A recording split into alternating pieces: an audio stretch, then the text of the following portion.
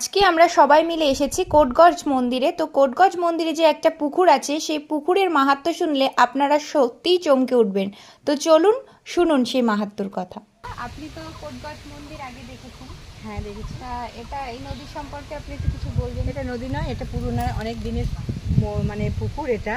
এনার এই পুকুরের অনেক ঘটনা আছে, অনেক ঘটনা, এত সুন্দর সুন্দর মানে মানে যাই হোক, আমি নিজে চোখে দেখিনি অবশ্য, মা ঠাকুমাদের কাছ থেকে বা অন্যদের কাছ থেকে আমার এটা শোনা।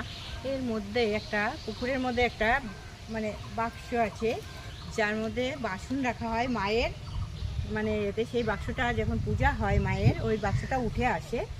তারপরে উঠে আসার পরে বাক্সটার থেকে বাসন নেওয়া হয়, মানে জলের ভিতর থেকে? হ্যাঁ হ্যাঁ। তারপরে উঠে আসার পরে তখন বাসনগুলো নিয়ে মায়ের কাজে লাগানো হয়, লাগানোর পরে আবার যখন কাজটা শেষ হয়ে যায় ওগুলো চলে যায়, বাক্সটা আটকে দিল। আচ্ছা, একদম একদম খুব সুন্দর। সত্যি তাই পুকুরটা। আর এটা আপনি যদি 50টা মোটর চালিয়ে এই পুকুরের জল শুকাতে পারবেন না, জীবনেও পুকুরের জল কেউ শুকাতে পারেনি, ঠিক আছে? এই পুকুরে মায়ের এত কৃপা, সেরকম স্রোত।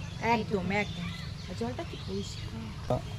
পুরনো স্মৃতি এগুলি, মায়ের যে মহিমা, মায়ের মহিমার স্মৃতিতে ব্রাহ্মণদের আখ্যা বা মায়ের কৃপা বন্ধের আমরা কয়েকবারই পূজা করেছি। বা সাত পশু বলিও হয় এখানে, যারা মনস্কামনা পূর্ণ হচ্ছে বলে মনে মানসিক করে প্রতিফলন পায় এসে মায়ের চরণে জাগ্রত। জাগরিত